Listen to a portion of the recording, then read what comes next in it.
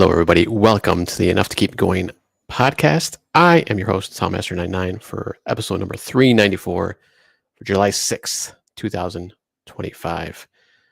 With me tonight is one Mr. DBQ Hams. DB, how are you? I'm doing okay. I'm glad to have you back. See what you've been catching up on in terms of playing. I feel like I spent my American 4th of July in a very commentary-esque fashion by getting food poisoning from digesting something that sounded so good and then realized that it was not good for the larger body. So you can read your commentary of that as you will, as you celebrate American 4th of July. So, well, I'm sorry to hear that. Do you want to tell us what that item was that you it wasn't even anything like fancy. It's not like I ate like some uncooked fish or like this raw caviar or something. No, I ate a salad with bad salad dressing that was left over, and yes, this is the classic dad thing of cleaning out the fridge, right? Nobody else is going to eat this, so I'm not going to let this food go to waste. So yeah, and then the rest of me went to waste. So that is how I celebrated.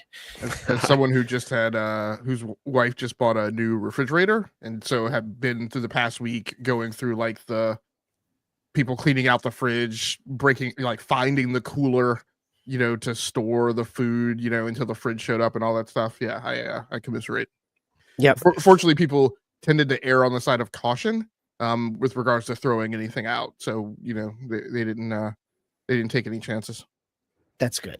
That is wiser than me. Well, Nate, happy birthday to you. Thanks for joining us here. So, welcome, Nate. Happy birthday. And also we have one Mr. I think Game Logic. I've been watching the past episodes and I saw some name changes going back and forth there. So I'm going to say Game Logic for tonight.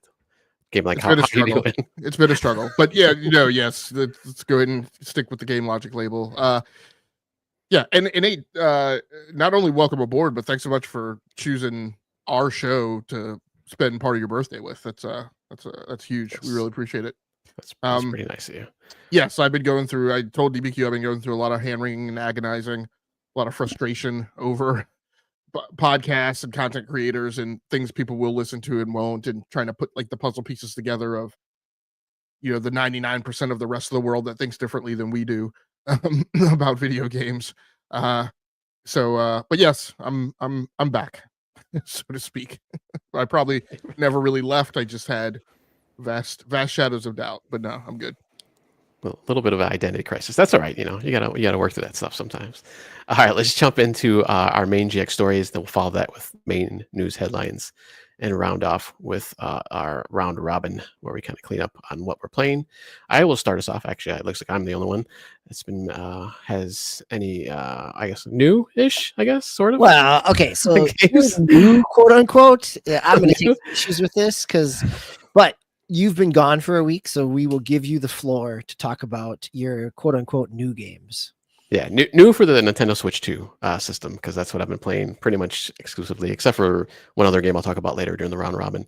But yeah, I was putting the Switch 2 through its paces last couple weeks I've been out.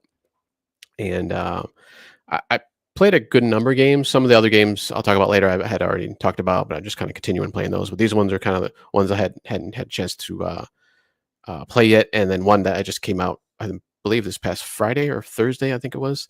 But first up, Marvel Ultimate Alliance 3, the Black Order, I believe was the kind of tagline on that one. I think you talked about this one, DB. I don't know if it was last week or the week before. I own it on digital on Switch. So I plugged it in on Switch 2. Frame rate looks good.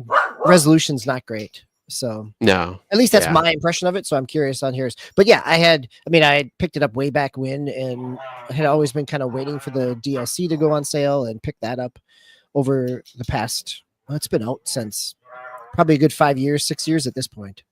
Yeah.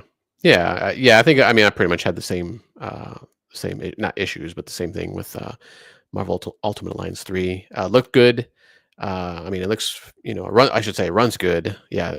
Visually, I have played it both. I don't know if you played it both on docked and undocked. I played it only in handheld. So how does it work? Yeah, even docked, it kind of the same, a little bit. I don't want to say pixely, but almost like kind of smudgy or like um, I guess kind of smudgy, like around the edges of the characters. Like it's not totally clean. I guess kind of pixelated too, if you want to say that. But I yeah, think that but otherwise, feels like yeah, kind of.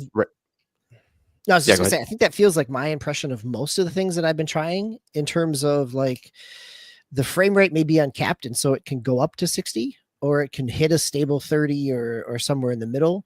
Most of the resolution feels bounded without a patch. And so Yeah, uh, it's been hit or miss that way. yeah. I mean, it still looks good. I mean, even back on the original Switch, it looked pretty good. So yeah, it looks.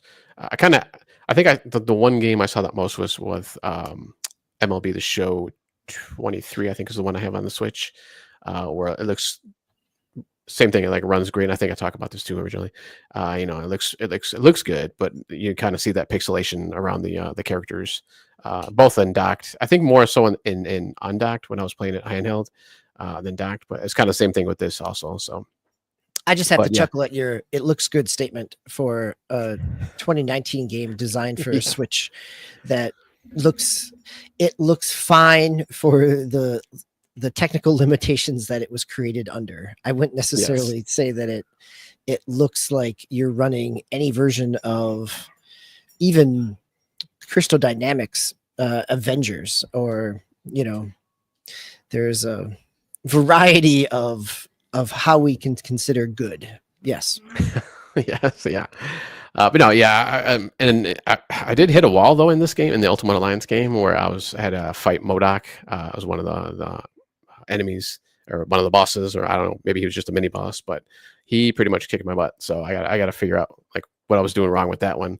It's just him, kind of there with some grunts that'll come out. I think aim grunts, if you know the comics, aim, and but yeah, I mean the aim guys were fine. I could take those guys out pretty easily, and I think I got Modoc down to maybe 3/4 health, and he kind of did the old boss thing where he's like, oh, I got some of my health down, so now I'm going to be even more powerful. And he just started shooting these beams out like constantly. Like I could kind of avoid them sometimes, but if they hit me, I was pretty much like a third of my health or half of my health was gone. So he was pretty much kicking my butt. So I don't know if I just got to like change up heroes maybe, or do something, maybe power them up a little bit more. So it's not. I don't really think I can backtrack though, like from where I'm at now. So I don't know what I'm gonna do with that situation, but I'll figure it out. Are And then, you? Yeah, I mean, this is a Team Ninja game. Like this game, for as casual as the Activision ones, Ultimate Alliance 1 and 2 felt, this one definitely is not shy about forcing you into timing windows and other challenges, even on a lower difficulty. Like I eventually restarted on easy, and it's still just to be able to keep going. So I can completely yeah, understand. yeah, some of those grunts at the beginning too. You figure, oh, I can take these guys out, and it's like, no, you got to pound them like pretty hard, and you got to. I think pretty much a 4-man team pretty much all the time. So it still would be kind of a struggle every once in a while. But yeah, but I always liked the previous two. So and I think I think X-Men had one. I think it was X-Men Legends or something like that. It was kind of the same thing. But so I've always enjoyed these. So I'll just have to maybe look up a guide or something. A walkthrough of how to beat Modoc. And then the next couple were actually on the GameCube, the Nintendo Online. I don't know what they call it, Classics or whatever they call it now. So part of the Nintendo Service Online, you can go back and see some original games. So they added Soul Calibur 2 when the Switch 2 came out, and I think you can only do the GameCube games on Switch 2, I believe, right? If I'm not wrong. So Soul Calibur 2 is one of the just Soul Calibur in general was like one of the fighting games I really enjoyed back in the day. So I had to jump back into this one, and this iteration had, I believe, like each system had its own special character. So like this one has Link, obviously for Nintendo. I think there was like Spawn for Xbox and Kratos for PlayStation. Yeah, so I haven't played Link yet, so I was kind of just going through like just the main kind of versus mode, where you kind of just take a character and go through the I don't know, it's like 5 or 6 fights before you get to the boss at the end. So I did that with Maxi, who's always one of my favorites back in the day, or just in that series in general. So he had the nunchucks, and look like Elvis for some weird reason. But so I was able to do that, and kind of, it follows a story. At the end, you get a little cutscene, even so it's like static pictures. It's not like a 3D rendered cutscene, at the end or anything. So you get a little backstory why he's doing what he's doing. So I definitely want to go back in there and play a little bit more for some of the other characters that and Link. I think when I originally had this, I don't even think I even played Link all that much. So I definitely want to go back. But kind of like with the Marvel and kind of the Marvel series of Marvel versus series, excuse me, and Mortal Kombat, like this is one of those fighting games where me and one best friend we would just have like battles like all night, like it's like an all-nighter that we would go back and forth. He was always Killick, who had like a bow staff, and I'd pick a Maxi, so we would kind of just go back and forth and just we'd always like pretty much come out even, more or less. Maybe one of us won like a couple of games more than the other, but it would always kind of come out even at the end of the night. So it was really, really kind of nostalgic to go back and play that game. It looks good, I mean, obviously it's a GameCube game, so it's not gonna be it didn't like remaster it or anything, but it still looks pretty good. It looks really good. I mean, I think it looks really crisp. Whatever they're doing with the resolution definitely looks good on the Switch 2, at least in docked mode. I mean, in handheld mode. Yeah. Then the second one, or third game I've been playing, second one from the Nintendo online service, was Super Mario Strikers, which just came out. Like I said, I believe this past week, and that's the Mario soccer game, football, depending on where you're at in the world. So I don't remember if I ever played this. I know I played the Wii. I think it was it the Wii, or maybe the Switch was. I think there was one on the Switch. There was one on the Switch. There's also one on the Wii. Yeah. Okay. Yeah, so I do have the one on the Switch. So I want to I didn't get a chance to, but I wanted to kind of fire that one up. Just to, obviously this one's an older one, the Super Mario Strikers. But all I gotta say is this game's hard. Once you get past anything past Rookie, which is like the lowest level of difficulty, I put it on the next one, which I can't remember I think there's like 4, maybe even 5 difficulties right now that you can choose from. Like I said, I always kind of do the medium one. So I just did the next one up above Rookie, and I was not even close to winning at all in this game. So I was getting, I think I pretty much got shut out. I don't even think I scored any in the like 2 or 3 games that I played. So, but yeah, I want to go back and maybe I'll just throw it down to Rookie. I'll have to, eat some crow there and put the difficulty down. But that was another one that looks, it looks pretty good. Once again, obviously it's a GameCube game. So, but I don't know if you had a chance to play that one, DB. No. Okay. Yeah. I definitely say, check it out. It's kind of cool because you get like the Mario powers that you can kind of do. I think depending on the characters you pick, you get like different, just the normal like shells. Yeah, and, they have different stuff like special abilities. Yeah, I think I remember playing it. I probably played the GameCube version back on the Wii, back in the like late 2000s. So, but no, I haven't had a chance to fire it up here yet. But I'm glad to know that it's running well. So it seems like. Are you just using your Joy-Cons? Are you using a Pro controller, or did you splurge for a GameCube controller? I was just using one of my other, not a Pro controller. Well, I guess it's a Pro controller, but the old Pro controllers that I have. So, and it ran fine. So I had no issues. And Soul Calibur, I played handheld. I didn't play Mario. I played Mario Striker just in docked so far. So I don't know how the regular Joy-Cons would feel, but I'm sure it'll be fine. But yeah, so those are my 3 Switch 2 games. Excuse me. That like I said, I had played others, but I just didn't. There's other ones that I want to play a little bit more before I kind of talk about them at all on the show. So just to get a little bit more sampling on them. Game Logic, any comments or questions? Just a question. So I'm a little not surprised, but I did want to ask. So you were probably the primary proponent that took us all into EA Knockout City, with Rematch being out now, which is akin to Super Mario Strikers. Have you been interested in and free on Game Pass? So oh well, yeah. Have you been interested in checking that one out? I am interested, but I just haven't had a chance yet. Like I said, I've just been knee deep in Switch 2 games. The majority of the time is the other games I'll talk about later in the round robin. So, yeah. But yeah, I definitely do want to check out Rematch. It looks like it would be pretty good. Have you checked it out at all, Game Logic? No, I was like really high on it when I first initially saw that game. But I don't know. It just kind of lost its grip on me. I think I was really enamored with the notion of like kind of a resurgence or revisiting of like the NFL Street, NBA Street, the EA Sports Street type games. But I don't know. Something between the time that I saw it, I guess we saw it at some showcase or something It's a before this spring summer. showcase somewhere. Yeah. Yeah. Yeah. But yeah, something caused it to lose its grip on me. I think maybe when I saw, because the developers behind it are, what was the game that they did before, which was not a sports game? Sifu. So this is Slow Yes. Clap. Yep. Yeah. It's in a weird way. I feel like that turned me off a little bit to it. But I'm not sure exactly what it was. Nice. Priscilla T, thanks for joining us tonight. I see she jumped into the comments also. Game Logic, I don't know if it was you or maybe DB. You're kind of, I think it was in the last episode, kind of wondering like, I guess like or just in general, like playtime as far as like docked or undocked. Yeah. We did talk about that a little because I've flipped. I've done a code switch from where with the Switch I would normally play docked.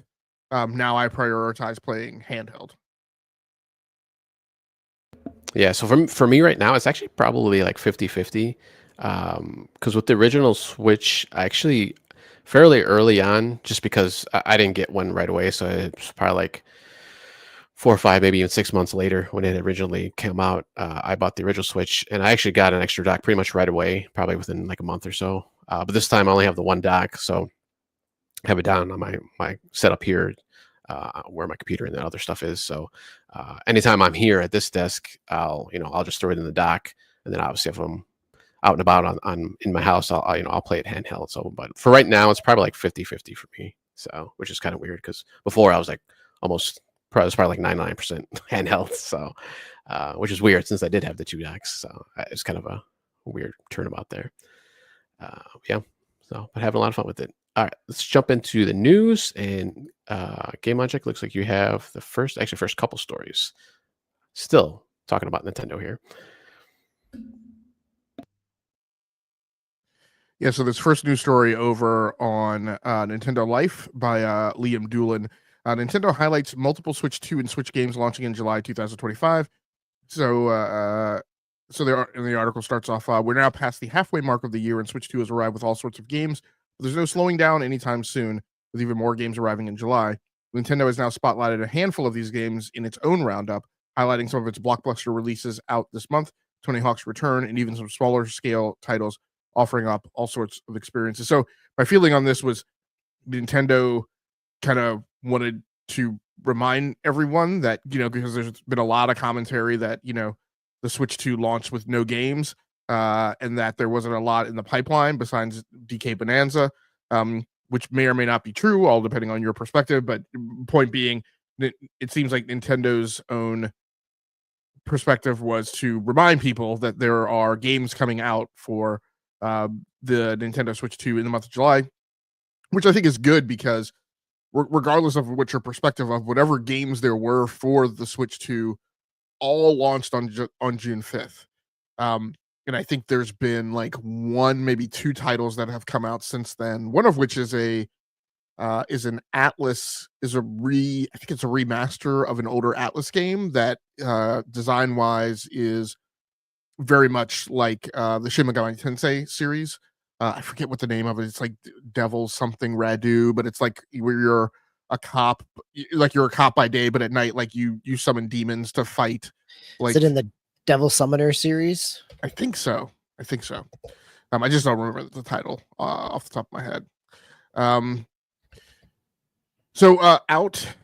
Coming out in July, and so we normally do like a week by week. Hey, these are the games that are coming out, but because Nintendo chose to make a big deal out of it, I decided I would put it the news story in the rundown for like what's anticipated this month.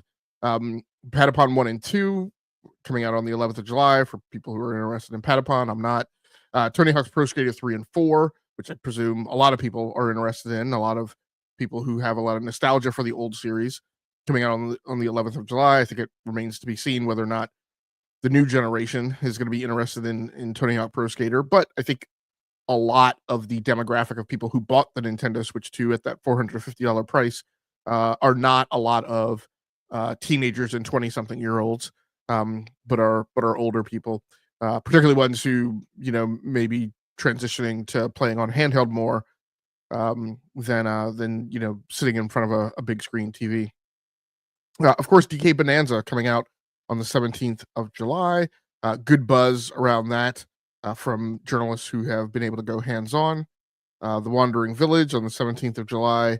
That I don't know what that game is about. Mysterious plants are spreading all over the earth, emitting toxic spores in the Wandering Village for Nintendo Switch.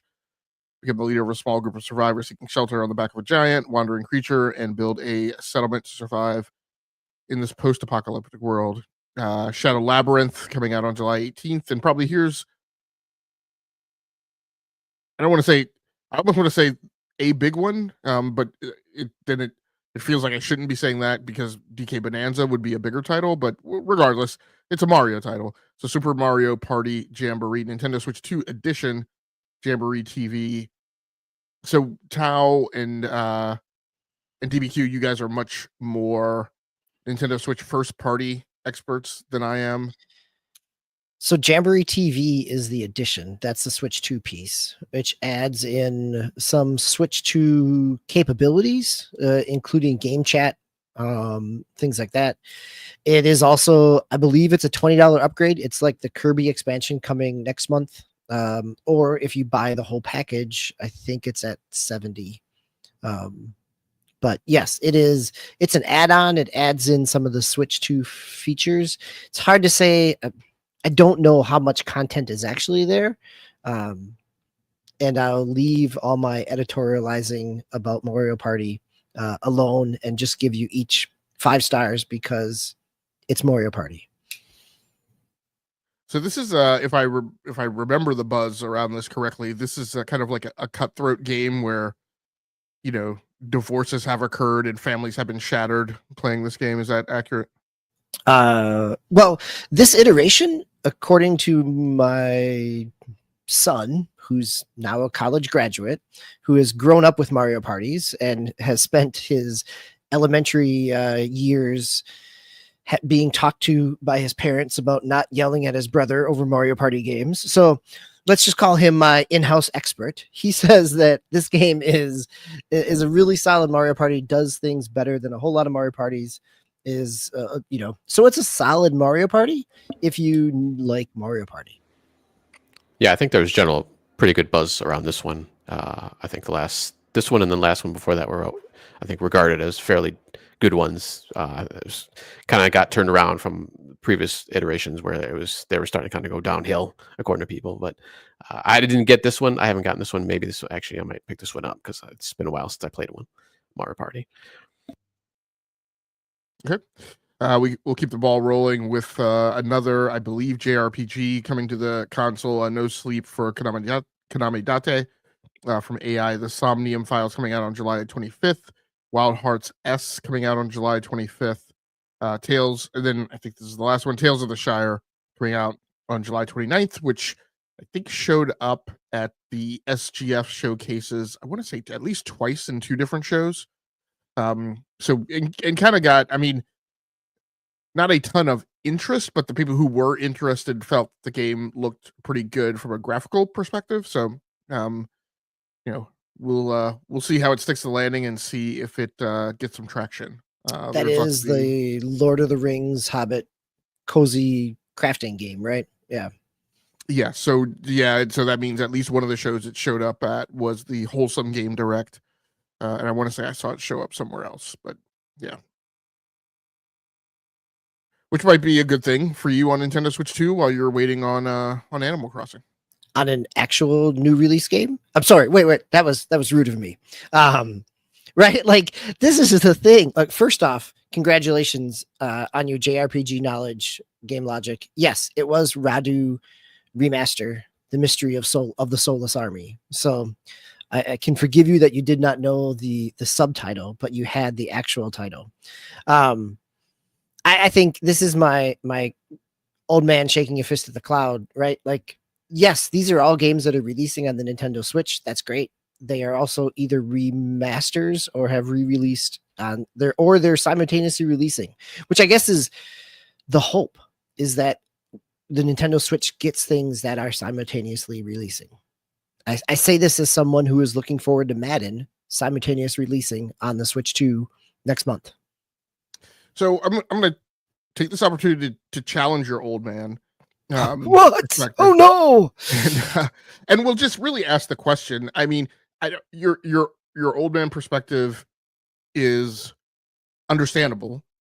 I guess one of my questions is we were old men when the Switch came out, and I want to say we had this conversation all 7 years of the Switch. That it was always I'm pretty sure we did. Yeah. that it was always like, okay, we know we're getting this one first party game like at the beginning, like in the spring, and then what are we getting this fall, right? And then we'd go through a bit of a dry spell, and then we'd hear, oh yeah, that's well, either we were told the previous year and we would have forgotten by the time we got the thing in the spring, but sometimes at some point a direct would come along and you would be told. But like what I recall for the majority of the Switch life cycle was that you knew you were getting a thing in the spring and you knew you were getting a thing in the fall. And in between that, and on either side of it, there were often these bathtubs of like, what is the big thing coming? But there were those blackouts, but it was also never like in abundance. Like we were never really sitting around going, oh, there are these 4 games that are dropping, in the spring and 4 that are in the fall. And then you had kind of, I'll say tier 2 stuff. And it's not to say that those things aren't of value or are not great games. It's just that even I think for Nintendo fandom, like everyone wasn't on board. Like I remember the years that the Xenoblade games came out. And so if you were a big Xenoblade fan, and I can't remember what games came out alongside, maybe there was a big first party game that was coming out. A bigger first party game from like the core Nintendo IP, like a Mario game, or a Pokemon game, or I can't remember what other 4 tentpole IPs now. And then you would also be getting Xenoblade, right? Which means for the demographic that was into Xenoblade, they felt like they were getting 2 big games, but a lot of the Nintendo fandom was just getting 1, right? Because that not everybody's into Xenoblade. So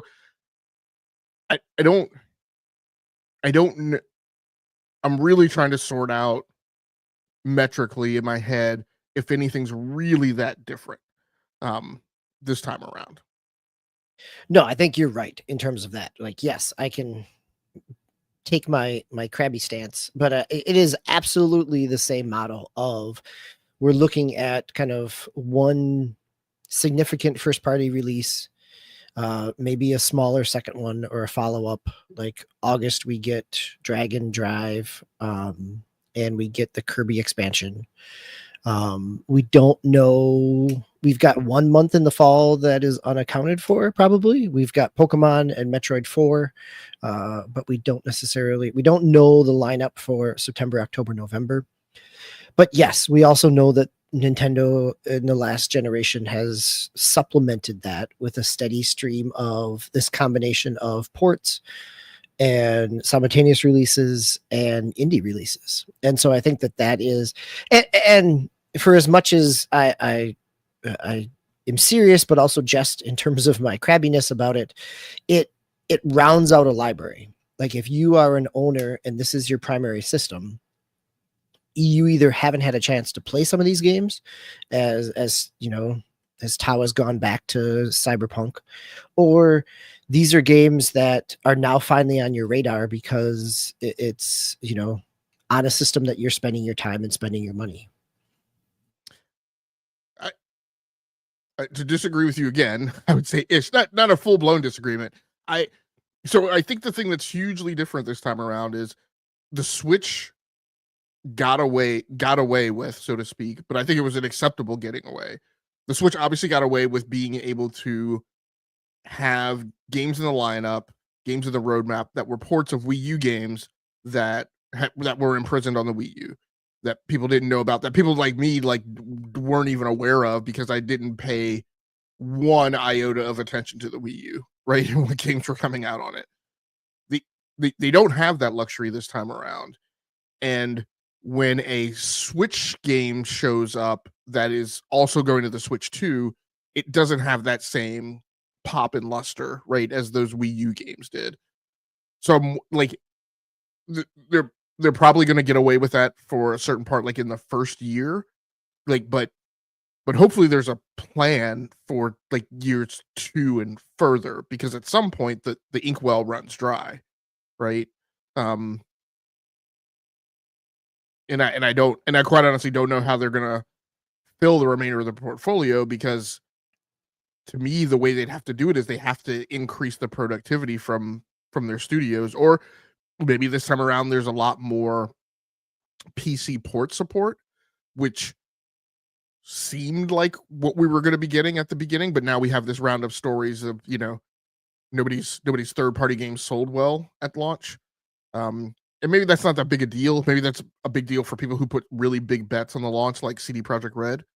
But you know, I think we've got some time to see if that's a big deal or not. I'm not gonna fall off Mount Everest, you know, today for that, but it is something to keep an eye on, I think.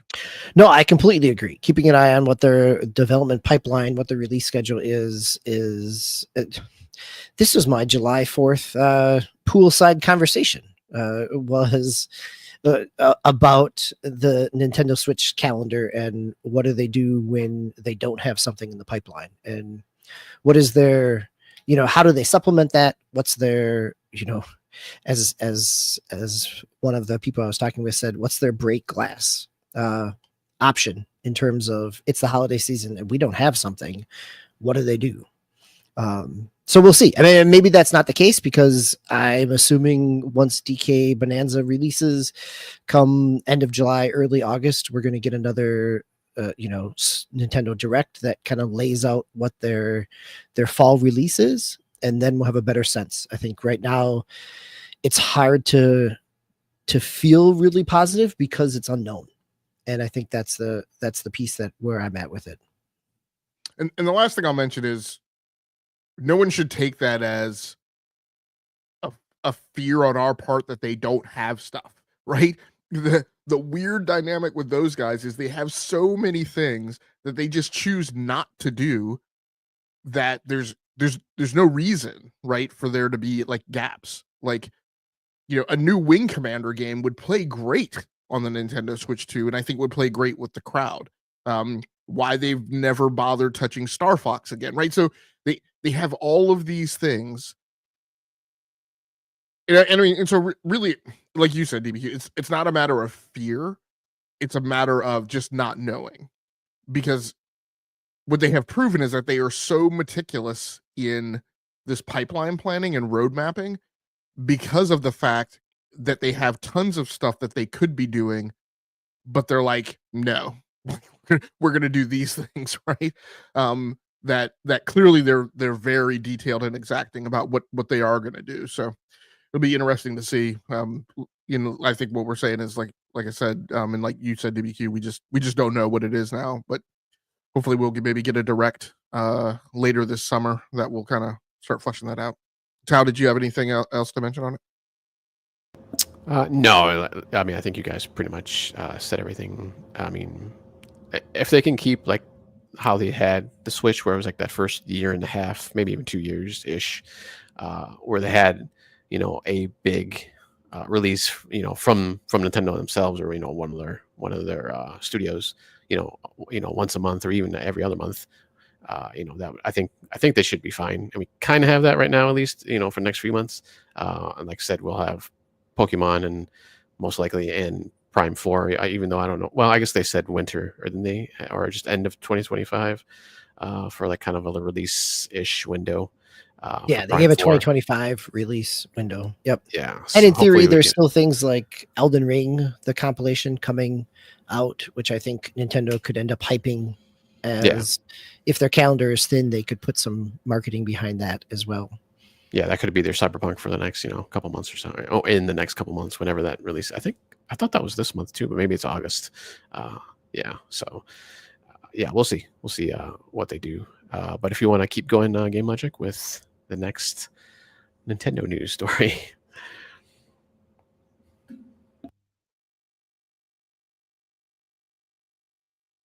Yeah, this news story over on Nintendo Everything by Brian. Nintendo Switch file size, a System Shock 2 25th anniversary remaster, Tales of the Shire, a Lord of the Rings game, and more. I felt it was time to bring ye old trope back, and given that memory management will always be a topic for these Nintendo Switch platforms. Now, this time around, we have much more copious memory. We have 256 gigabytes on board. Um, I have a 512 gigabyte SD Express card that I've added. Now, the biggest problem with this, I think, is one, it's a handheld system. I think people tend to much more so want to have everything on the handheld because the handheld is meant to go, um, versus your Xbox or your PlayStation, which I think people have just gotten accustomed this generation to, uninstalling things and installing new things and kind of you know managing that inventory right with the storage space with the games that are much bigger on those platforms. But I feel like on the Switch 2, people like really want to have just like tons of stuff, right? Particularly before like you go on travel or something. So I saw this come across. I thought it was funny that they ran this story because I was like, oh, here we are again with this. Every time a new game comes out, like what is the file size? Because that's what caused all the anxiety and angst last time around. The memory, the market memory storage problem now is those 512 gigabyte cards are the biggest you can get. Lexar just went to market with the first 1 terabyte SD Express card in April. But I know at least at Amazon you can't get it now. It's listed as unavailable. So hopefully at some point it will become available. Listings on the eShops provide file sizes for a bunch of Nintendo Switch games. These include System Shock 2 25th Anniversary Remaster, Tales of the Shire, a Lord of the Rings game, and more. Now, none of these file sizes were of particular concern. So I think these are fine. Actually, the main reason I added this to the rundown was because I didn't even know that the System Shock 2 25th Anniversary Remaster was going to Switch 2. I have commented that that game doesn't look particularly graphically impressive to me, but throwing it on the handheld and playing it in handheld mode might be something I'm interested in. I do have a nostalgia, as we talked about like a month or two ago, for this game, and wouldn't mind playing it again. Not super interested in playing it on a 43-inch 4K TV. But it might be something to check out in handheld mode. It comes in at 3.5 gigabytes. Again, with people having 256 gigabytes and upwards up to 768 gigabytes of onboard storage. I don't think any of these file sizes are particularly concerning. The Shire game is 1.2 gigabytes, so nothing here is particularly threatening. It will be interesting as time goes on to see if this last generation trope continues, right? If there's all these like big all capital letter headlines and lots of bombasticism and hyperbole around concern over how big these games are when they come out. 256 gigabytes seems like it's going to last people like a very long time, and I know I think the internet was kind of skeptical about the memory size, and not out of the reality of how much it may or may not impinge you, but because it may not have felt commensurate to like the Steam Deck, right? But even the Steam Deck low SKU is 256 gigabytes, I think, and the top SKU is 1 terabyte. But those are also PC games, which depending on what kinds of PC games you play, can be significantly larger than some of these things. So I think this is just something to keep our eye on and see. It'll be interesting to see what the install size is of DK Bonanza. It will be interesting to see, was Cyberpunk 64 gigs, Tao? I think so. Yeah, I know it was one of the higher ones on the system.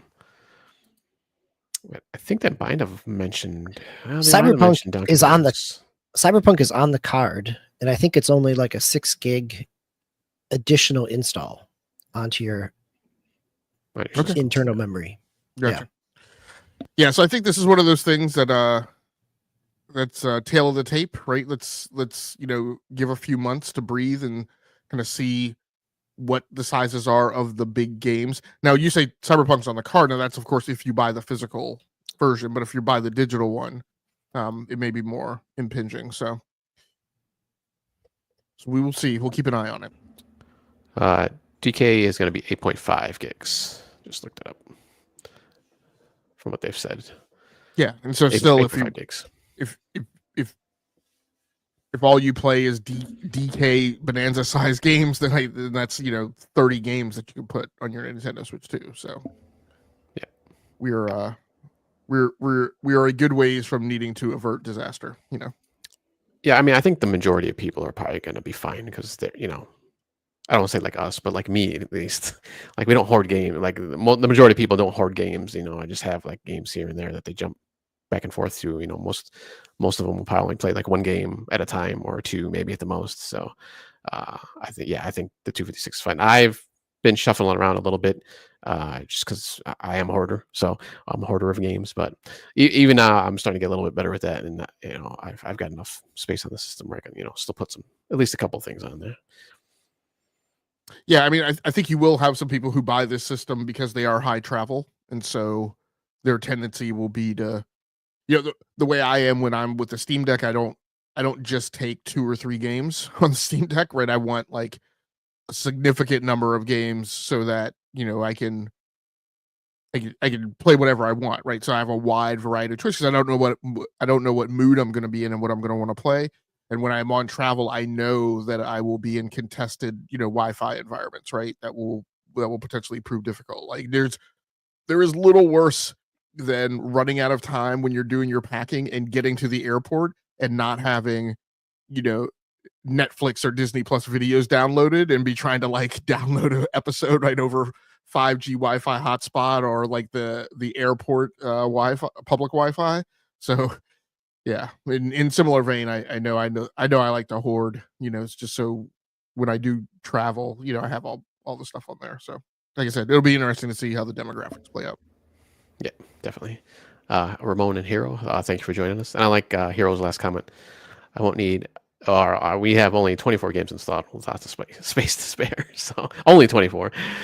I wish I could put that many on my Switch currently, but I don't even have that much. All right, DB, looks like you have our last news story, which is probably the biggest one of this past week. Yeah, I think it's fair to say that Microsoft layoffs probably dominated the news cycle from the second half of the week on. So you could find these stories at any gaming site or even any business site on the days after it happened. The two that I pulled here, one from GameIndustry.biz, which kind of accumulates a bunch of them, and another one from Eurogamer, which tacks on a few other pieces. I guess it's a question of where you all want to start on this. Let's just do a quick rundown of what occurred, and then feel free to jump in afterward and highlight anything that stood out to you. So we've got, looking at the GameIndustry.biz one, which is up on the screen here if you're watching the video feed, working from chronological order, we get the fact that announcements start coming off on the 2nd of July. You've got Rare's Everwild being canceled. This is a game that was first shown in 2019. It's been in development before then. One of the heads of Rare is moving on as well. This was somebody who was with Rare all the way back to Donkey Kong 64 and Banjo, both Tooie and Kazooie. And then we get ZeniMax has some cuts. King Mobile gets 10% of their workforce in Spain cut off, lay it off, which is about 200 people. That the Xbox layoffs, according to CNBC, were about 4% of the total layoffs at Microsoft, which is, For as much gaming traffic as this got, this is a small fraction of the 9,000 employees that were affected over the past week at Microsoft. We got the fact that the Initiative, which was the studio that was spun up from a variety of other people, and Crystal Dynamics was brought in to help with the Perfect Dark game that the Initiative was supposedly developing that was struggling. ZeniMax Online had codename Blackbird, which was another MMO, canceled. Call of Duty Studios, Raven. I also saw that Sledgehammer was impacted as well. And then I think we get the news that 50% of Turn 10 was laid off during that day. And then let's see what else we get. We get that a few contract workers at Halo Studios have been impacted.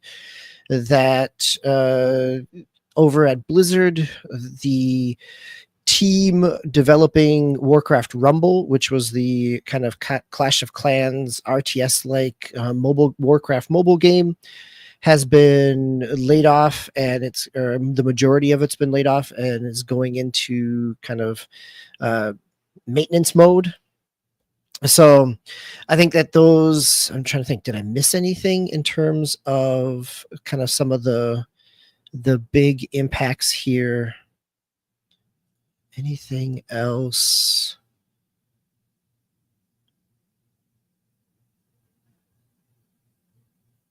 I think those. See. Yeah, there's Oh, one and, other, and John Romero had his new shooter canceled over at Bethesda. What was the other one that you were talking about, Tao? There was another Call of Duty co-developed studio, High Noon. Oh, yes. Also Yep. had some cuts. High Noon got impacted as well, which again makes me think this is. Some of these seem like they were surprises. I mean, most of these seem like surprises to some people. The fact that Phil Spencer was talking about Everwild and seeing a demo of it just a few months ago, but then the fact that we also know from the Xbox Showcase that Treyarch is taking the lead on this coming year's Call of Duty, which may play into some of the reductions at Sledgehammer, Raven, and High Moon. So I want to unpack that a little bit because please, yes, because the whole notion of Black Ops 7 being this year in the lineup was wackadoodle, right? As it is. We already know Treyarch had to step in and take the reins from Sledgehammer to prop up like a Black Ops, back to back after they were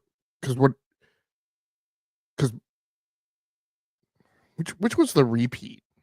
So there was Black Ops Cold War, and then we got Modern Warfare 3, and then we got which was Sledgehammer, which was Sledgehammer back in the rotation, but they weren't given the reins to do like their own COD. They were told like do this incremental thing really on behalf of Infinity Ward. Yeah, and then Treyarch stepped in normal scope last year, which was only 2 years off their cycle rather than a 3-year cycle. And now they're doing it again. So and now with cuts at Raven, High Moon, I'm surprised we didn't hear anything about any cuts at Beanox. What? Like I don't. So let's just speculate a little. I don't know that today. I don't know that today there's enough resources for any more than a 2 studio rotation. So I feel like where we are is it sounds like going forward we're going to see something from Infinity Ward and then something from Treyarch. Yeah, looking back at the schedule, so and this is where my mind starts playing tricks with me, as the old man yelling at the sky says, right? Call of Duty Cold War, which was Treyarch, was 2020. Vanguard, which was Sledgehammer, was 21. Modern Warfare 2, which was Infinity War, was 22. And Modern Warfare 3, which was Sledgehammer, is 23. So we were accurate with Modern Warfare 3. It was the back-to-back of the Modern Warfares, but different developers. I think you're right, though. It wouldn't surprise me if we are in more of a two cycle with Sledgehammer and Raven playing even more of a support network than they previously did. Okay, so I apologize if I'm repeating exactly what you just said, but as we've been going through it, I kept trying to say no. Treyarch stepped in for Sledgehammer before, so the rotation was so Sledgehammer was up to bat at World War II. Treyarch came up for Black Ops 4, Infinity Ward for Modern Warfare. Yes. After Infinity Ward, it should have been Sledgehammer again. Black Ops Cold War was when Sledgehammer was having when Sledgehammer and Raven were not getting along, and they wedged Treyarch in there, right? Because those two were having whatever spat or whatever. So that's the first time Treyarch got ratcheted in off sequence. And so Sledgehammer came back up to bat the following year because they got a year delay from their regular rotation. And like you said, they did Vanguard, then Infinity Ward. And this is why people were hyped about Black Ops 6, because Modern Warfare 3 was thought to have had a stunted development cycle, but people were happy about the promise of Black Ops 6 because Treyarch had been given more than its usual time, right? Because they got a full 3 cycles off. Yes. Instead right. of and that was kind of the knock on Modern Warfare 3 with Sledgehammer, right. was that the campaign was really a lot of multiplayer maps thrown in with some objectives and not as fully developed because it was a shorter 2-year cycle. Yes. But now with Black Ops 7 coming out, we're back to wackadoodle. Right? Like why is Infinity Ward not up to bat? Obviously, Sledgehammer not up to bat because they were just so like clearly the release cadence and the normal plan have gotten off track. And that's not to say that the sky is falling. It's gotten off track before, as we talked about back in 2018, 2019, 2020. But this was the comment that I used to make about Activision before the acquisition. And I used to say, only if, like, it's super impressive because only if you're Activision can you have a spat between teams, have so much bench strength that you can ratchet somebody else in to recover from that. And then even after that, you can have a year like Vanguard where just you put out a game that just is not clicking on all cylinders, right? And then still have the capacity to recover. So the unfortunate thing is, here's my belief, and it's a speculation. My belief, I don't know. I think if they were still just Activision, right, separate, I don't know that they would have had these reductions, and I think they would still be 3 teams, and I think they would still be trying to do their rotation. I think they got these cuts because they're underneath the Microsoft umbrella, and so the capital investment to fund these things, is being monitored. Whether it's all their money or Microsoft or whatever, the point is that it's being monitored, and that Microsoft has other priorities now besides gaming, right? Their priority is now AI. So, but I don't know. Yeah, sorry. Go ahead. No, I'm going to move us off Call of Duty unless, Tao, you have anything else. No, because I want to hit one more follow-up story here. Is that on July 4th we had the news coming from it's coming from a comment from Fred Russell, who was a former Turn 10 employee, posted on Facebook. Started with Turn 10 back in, well, it's been there for almost a decade at this point. And it's a news story picked up on Eurogamer, IGN. But So Turn 10 losing 50% of its studio, of its workforce during these layoffs. The comment from Fred Russell talks about that. Well, actually, Fred, let me correct myself. He was not a current employee at Turn 10. He's a former employee, but noting that his perspective of this is that the studio is mainly open now to support Horizon, and that Forza Motorsport side has been shuttered. Yeah, I'm pretty confident in saying if you cut 50% of the staff, there's no way in the world you will that team by themselves will be putting out.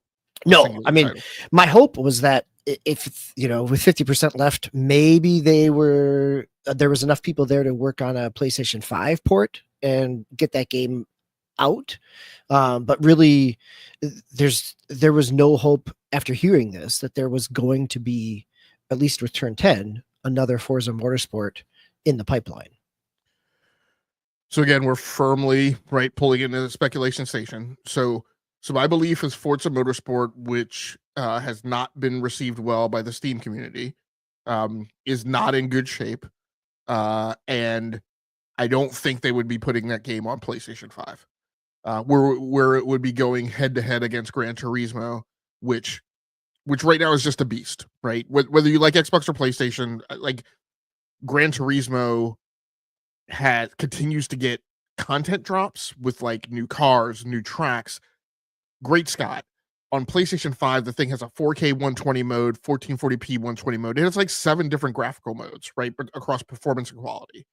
Like, quite honestly, I just don't see how that game would ever be hammered into shape to the point where you would put it on the platform where it is just going to suffer from direct head-to-head comparisons. It's got the worst direct head-to-head competition. Yeah. Yeah. Whereas the Forza Horizon series has a softened physics engine. It plays more so to casuals. It's highly activity based. So if you don't like the wheel racing, you can go around and you can do sightseeing and you can crash into XP boards and you can do stunts. And there's this little like narrative based campaign in it. And so I think competitively that series will put them on better footing on PlayStation. And so I don't know that would have been the plan forever. I think if you had done another Forza Motorsport, maybe that game could have been good enough. But like within the microcosm of like what's going on now and what's probably coming down the pike in the immediate future, I don't think 2023's Forza Motorsport is going on to PlayStation 5. I could be wrong. I suspect that what we will get next year in 2026, because Spencer said that we're getting another Forza game next year. I suspect we're getting Forza Horizon 6. What I don't know just from a capacity perspective is the way it has always gone is Turn 10 did the physics engine. It was highly tuned to very sim heavy, a highly precision in a high precision physics model and high accuracy physics model. And then they would give that engine to the Playground team.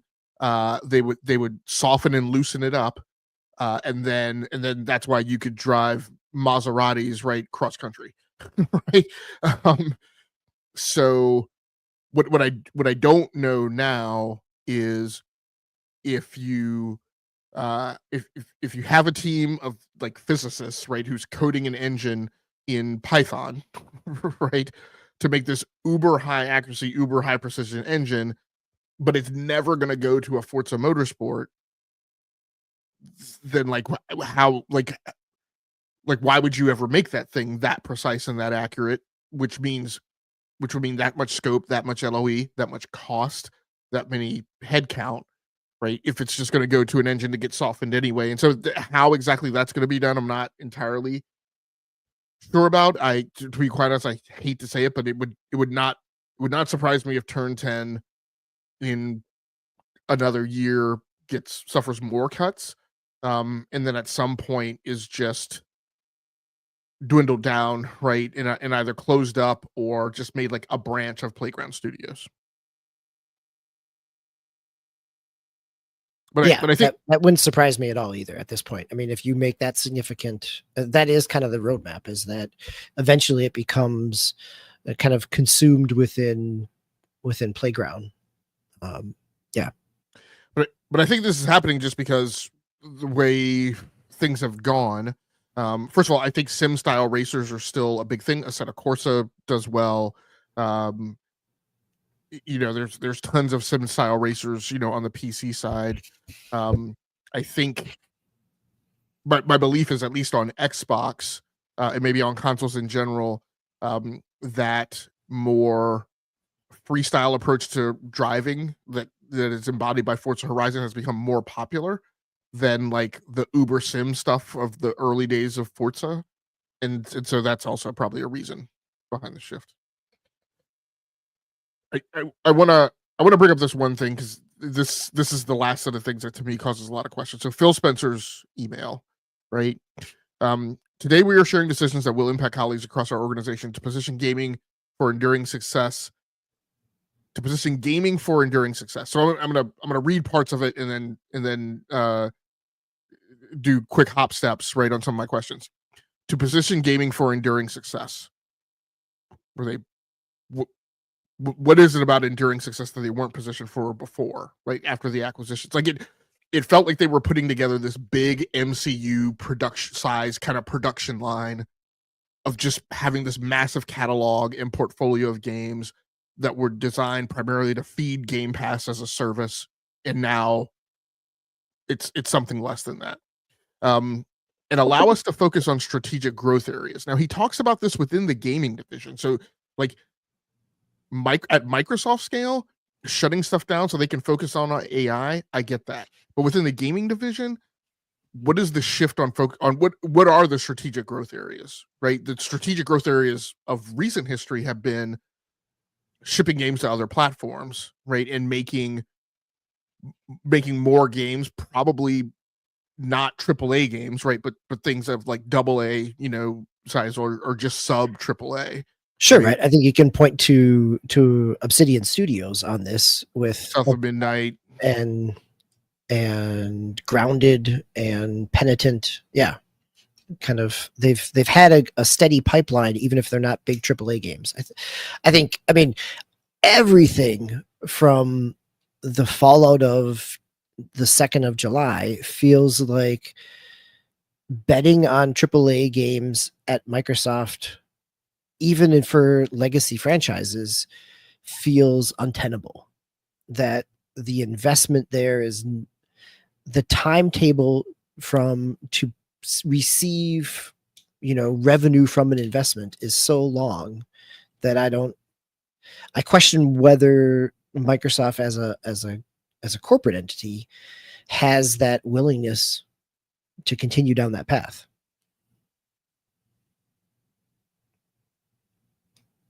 Yeah, so that's the interesting thing. I think my biggest takeaway is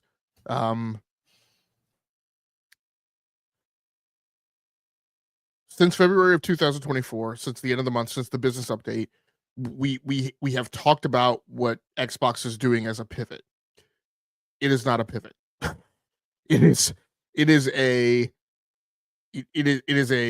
a very long swinging the bow of the ship over, right, in very high seas. And it's what these statements tell me is that it's not over. The finalization, near finalization of where the business is going in terms of big drum beats isn't fully settled.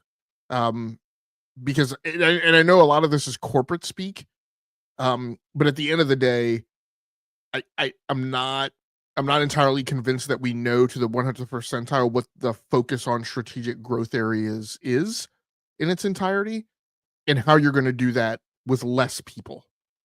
Because I go back to the acquisition thing, right? We're going to acquire Call of Duty, and we're going to put it on 2 additional platforms. We're going to put it on Switch, and we're going to put it in the cloud. From an engineering aspect, you don't do that with fewer people, right? You're going to deliver those things at parity. So yeah, I think the tail of the tape on this isn't quite settled yet, and I expect a few more swerves, you know, that we take away from other signs that are being sent. And the last thing I'll say is, I know we talked a lot today about like portfolios and production pipeline and the development and yada yada yada. At least, you know, for my part, and I think I'll speak for us all, unless you guys differ. That was not to show a lack of empathy for the employees who have been impacted. I know for myself, literally, this is all I've talked about all week, and I've expended great emotional weight in doing that. I think our show tries to be a little more clinical and sterile in some cases, so that may come off as like not caring, but that's absolutely not the case. Yes, thank you for saying that, Game Logic. I think this is, yeah, my rundown was very sterile, right? Like it was here is what happened, and some analysis in terms of the impact of a larger industry, not necessarily the impact on a studio. Well, I guess when we talked about Turn 10, certainly, but certainly we didn't talk about, and I didn't talk about the impact on individuals. Like thousands of people have been affected across, not only across the gaming division, but across Microsoft in general. And then you also tack on kind of the knock-on effect of this, is that if those games are canceled, even before they got to kind of full production or QA mode, right? Like the other jobs that are impacted by not having those projects in the pipeline. Like there's a lot of implication here, as you said, in terms of the years of acquisitions that Microsoft has done, and now the kind of the culling, and unfortunately, there is for as much bad press and hand wringing and finger pointing that the Embracer Group got in all of its acquisitions, and then slash and burn. This is not that, to me, this is not that different. Like we saw Microsoft absorb a ton of studios, and potentially, yes, that was the best path forward. There we go. For those studios, as investment funding was drying up post-COVID. But the result ends up being very similar to what we saw for so much of Embracer as well.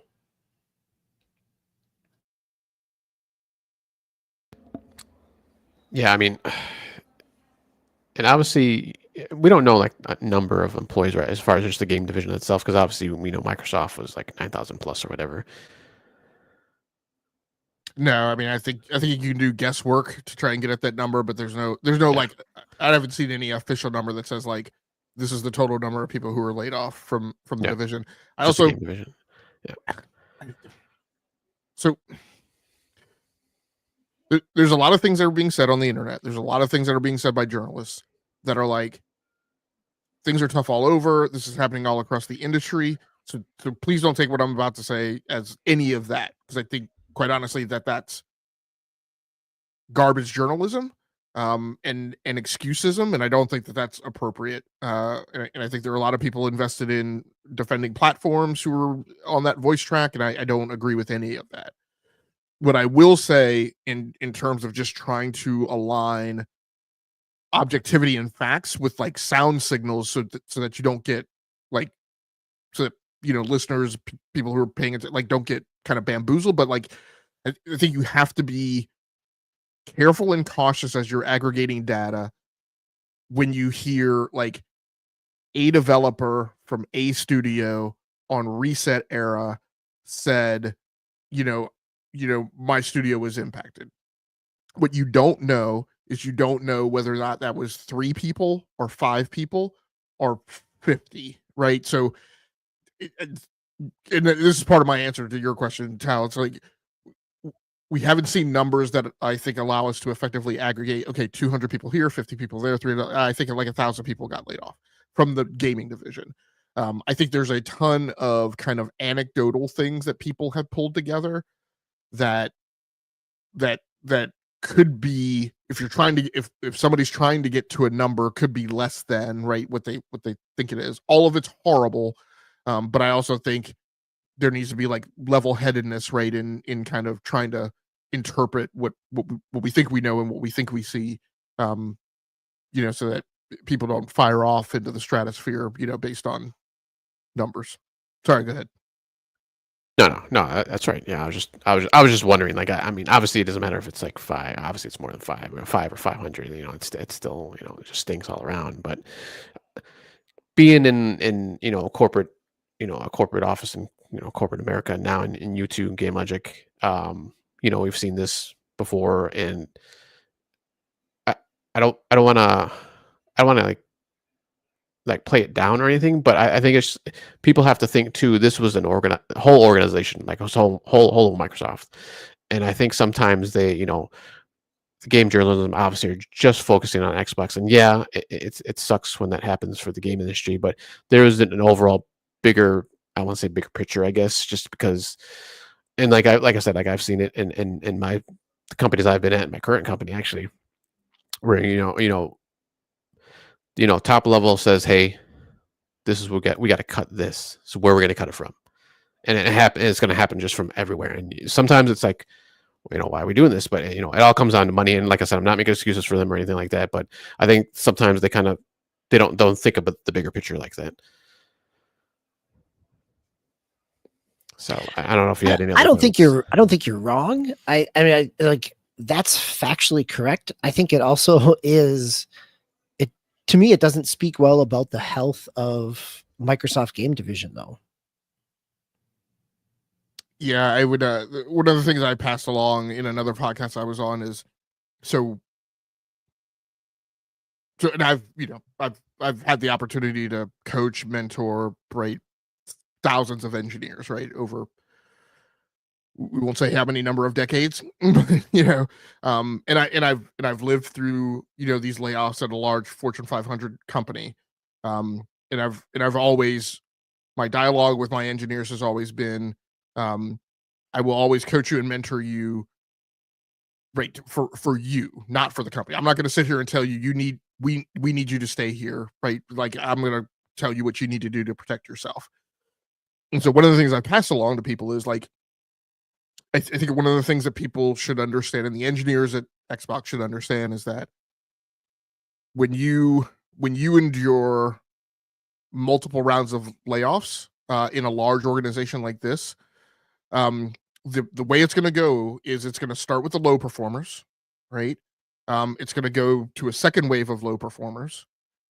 Then it's going to go to people who are not strategically aligned, right? Like, this person has this skill set. Like, I'm just making some crazy things just to make an example. This person programs in COBOL.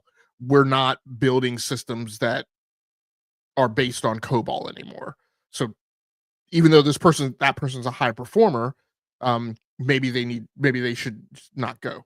But then in round 4, you start doing this thing that we refer to as you start cutting into bone, right?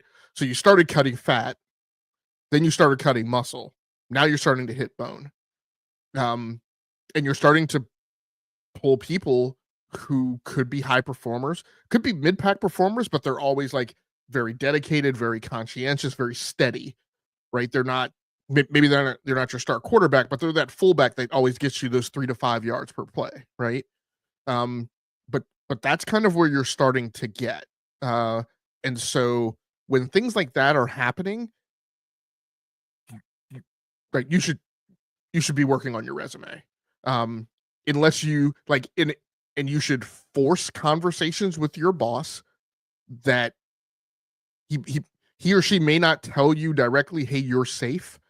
But you should force conversations to extract that out of that person, right? And then make your own assessment about whether or not layoffs are over, whether or not this is the last round, and whether or not you could be impacted. Get a sense of whether or not you're perceived as a generalist or a deep domain specialist, and get a sense for whether or not, if you're a deep domain specialist, you're in a domain that's critical for this new strategy, right?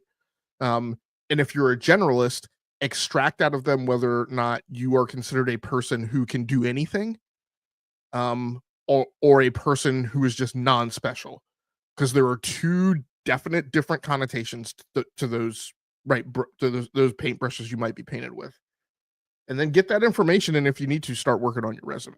Like, what I always advocate to engineers is you should decide when you leave a company. You should not allow a company to decide when you're not going to be there. That's owning your career and managing your career, in my perspective. So I'm sorry, Tao. Now I even forgot what the question was. No, there really was no question. I was just kind of going on how the broader picture of the Microsoft layoffs and stuff. No, like that, so. I think you're absolutely right. I think this, and is not that I'm like I said, not that I'm defending it. I'm just saying that's the thing for the Xbox. So one part on the left side of the spectrum. One thing I will say is I absolutely agree with you. This sounds to me like a thing that came down on high and said we are going to cut 4%, and the way it normally goes is we're going to cut 4%. That 4% is going to come from these X number of divisions. Some divisions will be untouched because they're considered critical. Probably not cutting anybody from Azure or AI, right? And when I talk about that whole thing of the continuum of multiple layoffs, right? Those people probably did have people cut when you were cutting fat, when you were cutting low performers, right? But those divisions will start not being impacted while others are. So whatever the subset is, these divisions get impacted, and 4%'s got to come from everyone. I'm not going to figure that out. CEOs, general managers, presidents of divisions, here's your cut. You go figure that out. It's your business. You go run it. What I will say is, and I wrote this on Twitter. That being said, where everyone is now, big businesses, divisions, or whatever, they're there out of results of decisions that they made, right? They decided to do $80 billion of acquisitions of Bethesda and Activision. Right, the gaming division went and asked for that, right? They overhired during the pandemic, convincing themselves that the trajectory of the business was going to continue after then. Microsoft as a corporation decided to bring on Carolina Dybeck-Hape, who was a former CFO at GE and is credited with the turnaround of GE when they were heading south, right, and looking like they were going to be dissolved. So now in the C-suite at the big conference table, you have Dybeck-Hape and Amy Hood, who were two lionesses, right, policing fiscal responsibility. And now you have a CFO who's further emboldened and empowered by the next person up in the chain of command, next to the CEO, who's probably well harmonized in their perspective on like what has to be done, right, to carry the company into the next place that's going. There's a fourth other thing that they did, but like at the end of the day, those things are the responsibility of people, right? The GLT people in the gaming division, because they either advocated for those things or went along with them or directly did them. So I mean, they can't be absolved of that responsibility and accountability, regardless of the decision that they were going to have to cut X% from the business, or that things are bad or things are hard all over. All right, DB, any other comments or anything on this? All right, we could probably talk about this all night, but let's. All right, Game Logic. Anything else you want to talk on this? No, we don't want to talk about this all night. Well, yeah, we definitely want. Hopefully, we won't have to talk about it for a while. Yeah, hopefully. All right, let's jump out of the news now. Let's go into our round robin here. I'll start off a rundown and round robin. Excuse me. Jumping back into the Nintendo Switch 2, still continuing to play Cyberpunk 2077. I've just been playing both handheld and docked, and still running well. I still haven't seen really any issues. Some weird kind of bugs, like there's a car going down the street and all of a sudden kind of wackadoos all over the place, and or something, or people moonwalking down the street every once in a while. I see that. That's kind of funny. But other than that, yeah, I'm having a good time with it still. Doing, I think I mentioned this too before, kind of more doing maybe more of a melee, and probably going to kind of jump into more kind of the kind of taking over like electronic stuff more than I did. I was kind of just straight like guns and before when I was playing through on the Xbox when I have it, or I still have it. So I kind of do more melee and kind of sneaking around a little bit more, kind of playing with, like I said, playing with electronics and stuff like that. But yeah, it's still having a good time with it. Although I did have some weird issue where I played it like I started a couple weeks ago and I was playing it, and then I stopped, and I was playing other stuff, came back to it this past week, and I like had to redo like almost the whole section, which was weird. I don't know what happened with the save there, and I don't have it. You can do there is cross, I guess not cross save, but you can kind of like move around your saves and stuff. I didn't do that with my Xbox save. I just left it. I'm kind of keeping them separate, so I don't know what happened with that save, how or what happened there, but I did have to do kind of a redo, like a 15-minute section that I had already done, but kind of just you're able to skip through some of the dialogue, so that's kind of nice. I don't have to sit there and just listen to everything like I did before. So maybe I just didn't save it. I thought I had saved it. Usually I do before I shut it off, but so that was that. But yeah, still having a good time with Cyberpunk. Still looks nice on the Switch too. Game Logic, yeah, looks like you've gone into some PS5 Pro playing with Last of Us 2 Remastered. Yeah, so this is one of the things that I spent some time playing this last week. I have another run going on PC where I'm playing the remastered version as well, I think from the Epic Game Store. Plays great on PS5 Pro. Some of that may be placebo, some of it may be reality, but game's amazingly fluid. The frame rate timing is superb.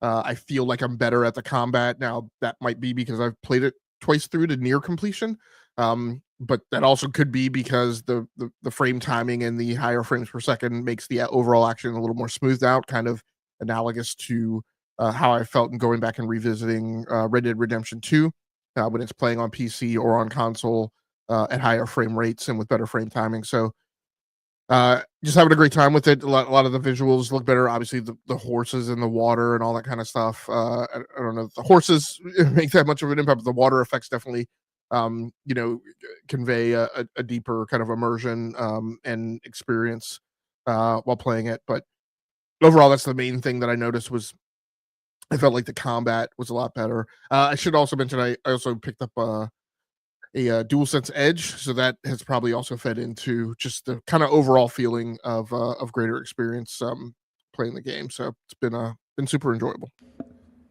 That's like the Pro or like Scuff version, right? Controller. Yeah. That's the equivalent of the Elite on Xbox. Okay. Cool. All right. So, any comparison with the Elite, or have you not had a chance to use it all too much? No, they're very fairly as good. Yeah, they're very similar. systems, I mean, it's a heavier weight controller. You can definitely feel like the increased tension in the thumbsticks, which allows for greater accuracy. I can feel that in The Last of Us Part 2 Remastered. I'm really looking forward to using it to play, Assetto Corsa, Competizione, and Gran Turismo. That maybe things that warrant like playing with that controller instead of hooking up my wheel and pedals. But yeah, overall pretty good. Nice. All right, DBQ. Yeah, we're gonna jump back to the Switch 2. Is this the game you played before on the original, or is this the first time jumping into this? Yeah, no, I've had this since launch. It came out this is the Link's Awakening, the remaster or the remake on Switch 2 came out in 2019. It's the same engine that last year's Echoes of Wisdom was built on. Both Echoes of Wisdom and Link's Awakening received a Switch 2 patch. They look great. They run stable. They always had kind of some slowdown given their, this is kind of the diorama art style, very cartoony, but, plays pretty flawlessly. Also realized that the save file was from 22, so it had been a while since I picked it up. But I think that is the thing that I've been spending the most time on my Switch is just kind of seeing how other things run. Played some Dead Cells, which is now running in a solid 60 frames per second. So gone back and tried a few other things. Did the Breath of the Wild Switch 2 patch.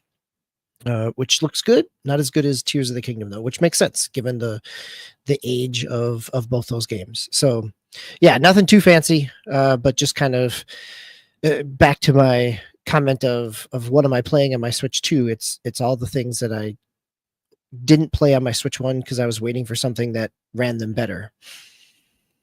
And DB, you may have mentioned, I may have missed it. Were you playing handheld or docked? For the Link's Awakening, I played both.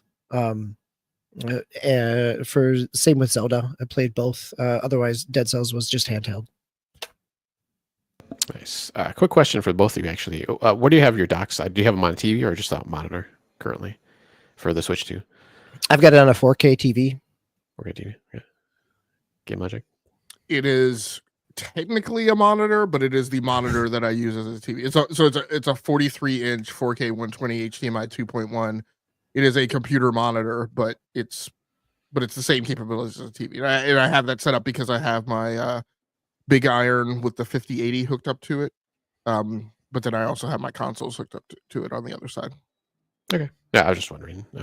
Like I have mine on my 1440 monitor here, so which Yes, I do. Sorry, go ahead. No, go ahead. Oh, I was just gonna say I do want to try it on my 4K TV at some point. I don't want to. I'll have to throw it up there at some point. But your Yeah, setup I'm is enjoying it on 4K. Looks good. yeah, and your setup is good too. I had my Switch hooked up to a like a 32-inch monitor, and I've been kind of interested in hooking this one up that way too. The Switch 2 does accommodate. We mentioned it, I think, at the launch. The Switch 2 does do 1440p, which kind of like the Series S to me might be like the sweet spot of like where you really want to set this thing up. Although, like you guys are saying, it's been interesting just seeing it what it does at 4K, but probably eventually I probably want to put it somewhere where I lock it to 1440p. Yep, makes sense. Just want to call out Brap's comment. Yes, Tears of the Kingdom Brap looked great at the time. It was technically impressive, and now it is just visually stunning with the new patch. So nice. And my next two games, my first Switch 2 games, first one I've played in the month since I've gotten the Switch 2 is I went back to Marvel Rivals on the PC. The new season 3 is coming out this Friday, January 11th, which is going to introduce two new characters, two new duelists, or DPS if you're an Overwatch guy or person, which is going to be the first one's going to be Phoenix or Jean Grey. Depending on when you've watched her or seen her, read her, so she'll be one of the new duelists, and then the other one's going to be Blade. He's going to be also a duelist, which will be like mid-season, I believe. So probably about a month and a half. They'll introduce him. So, and then along with that, there's kind of the story surrounding this one. This past seasons or this current season is actually Hellfire Club, with Ultron was kind of the big bad. This one will be Null, the symbiont god. For season 3, so they've mentioned him, and he's actually there's a couple two maps currently from actually season 1 of like symbiote themed. So, but he's gonna be taking center stage for the big bad coming up. So, just kind of brushing up back on that game because I hadn't played that game in quite a while. I jumped on with a couple of friends, so we were actually just doing quick matches, and then we actually jumped in some competitive matches too, so that like the ranked matches basically, and we were doing that. So having a good time with that again. And then last game for tonight is Pokemon Violet. Still playing. I've been playing a ton of that. Finally beat the story game. So when you initially go through and beat like the gyms and kind of like the headmaster and all this within the game, they kind of give you that old, oh hey, you can go back and beat everybody again, if you want. I'll say that in quotes, but basically you got to do that again. So I finally did that. I think I did like one maybe, and then I was like, I can't, because I was kind of Pokemon out at the time when I first did it. But I went back and beat everybody again pretty easily. I used only like 3 Pokemon. I had a full team of 5, but I only basically used 3 Pokemon that were kind of already powered up. So, and beat everybody, plus the headmaster again. Plus I did, there's another kind of storyline where there's like a tournament that you do. So I did that, and now I'm completely finished. I'm probably going to buy the DLC now. I hadn't bought the DLC before, so I'll probably buy that so I can. Those are supposed to be like really good too, so I'll jump back into those. Game Logic, you have Nintendo Switch 2 game, excuse me. Also, yes, I won't go into it too much. I will say this is the game that finally I got around to playing my Nintendo Switch 2 in handheld mode. Super Smash Brothers Ultimate. Also a game that I have absolutely no idea what I'm doing in the game, but I just try and remain directionally aware of where the enemy is at one point and just point my attacks in that direction. Some super frustrating levels with like the DK levels and stuff where you can like fall off of different conveyors and stuff, and like I've experimented with that, but I'm probably going to go back to just playing in the regular arenas and not being bothered. with all that. But it's kind of an example of I struggle a little bit. Like I get and I have also made the same comparison on other things, like that we should maybe think about having some levity when we gush about something, and the reason we think it is so good is just because it's such an improvement over the thing before, but the thing before was bad. So it comes off as hyperbolic that we're gushing about it.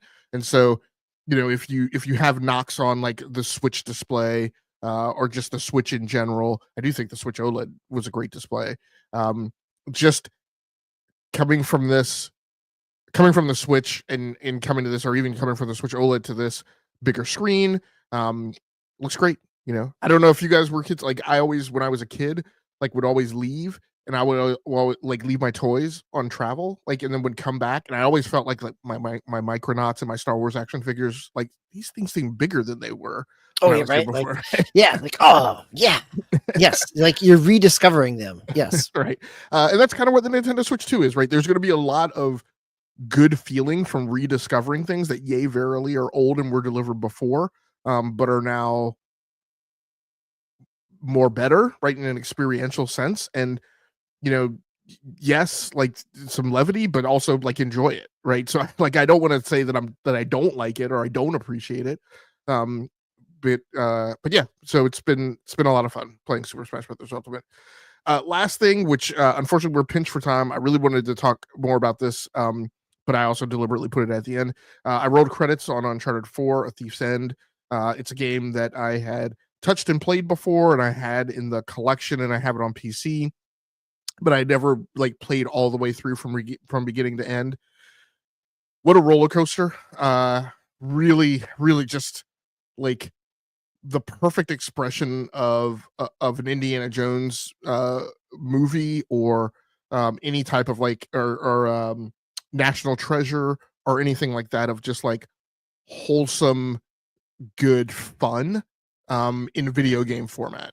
And tons of like relationship stuff, of like the relationship between Nate and Sully, and Nate and Elena, and Sam being introduced. And also great that I don't want to reveal too much of it, like I've always questioned, well, what does A Thief's End mean, like in not knowing exactly how this game ends. And it's a good, I'll just say I walked away from the game with a good feeling.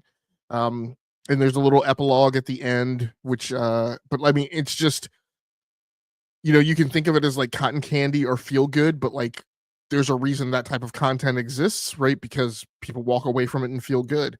And after enduring things like the MCU and Infinity War and things like where you walk away from big action movies all twisted up, it was nice to play this game and feel like you walk away like you felt like when you walked out of the theater at the end of Indiana Jones and the Last Crusade. So just wonderful, and plays wonderfully on the PS5 Pro. Just I think the last critical nit I'll say is playing this alongside The Last of Us Part 2 Remastered. I've really become hyper aware of how in their bag Naughty Dog is with regards to having mastered that whole, you're playing the game, there is this transition in real time from your hand on the controller and then walking into kind of a cinematic, and then sometimes transitioning back out of that, right back to the game. That is something that, and just in terms of how they have like the camera lens close in, but it's still, there's no cut, right? It's still just one long shot. Just really immaculate in their delivery of that design. Nice. And then just to go back to the Switch 2 for a second, you mentioned how, playing these older games, and obviously they're good. I've actually been watching this series on YouTube where the guy he does a bunch of different videos for Nintendo Switch and just other games, but he's been doing a series where he actually goes back and he'll just take a bunch of games and, kind of compare them, how they play now and stuff like that. So it's just kind of interesting seeing how the difference is and how these different games play. And, not just the big ones, like he'll do some indie ones and all this other stuff. So I just find that kind of interesting to look at that. Kind of, I did a sampling of that too, like, when I was off, but he's been doing like a whole swath of games. My one comment I'll make too on that topic, and I don't know, like this is just a full on admission that I don't know. First of all, from third party viewing of the whole journalist saying that the Nintendo Switch 2 screen looked beautiful when they went hands on with it after the direct, to hardware unbox, the screen can't even do 120, to last week, to Digital Foundry's comment this week that Street Fighter 6 looks great. Like I really can't keep up with the whiplash. Like, is it bad or isn't it? And it may be one of those things of like, both things can be true. I will say from having played Super Smash Brothers, and I have some other things to play on it in handheld, there was nothing about the screen that I felt like was deficient. And yay, verily, it may have been one of those things where I was having so much fun playing the game, and it seemed so much better comparatively to the Nintendo Switch that I just wouldn't have noticed. But what I'll say right now today, as far as what I've checked out so far, there isn't anything about the screen that's bothering me. So, more to do, more to test, but we'll see. Yes, definitely.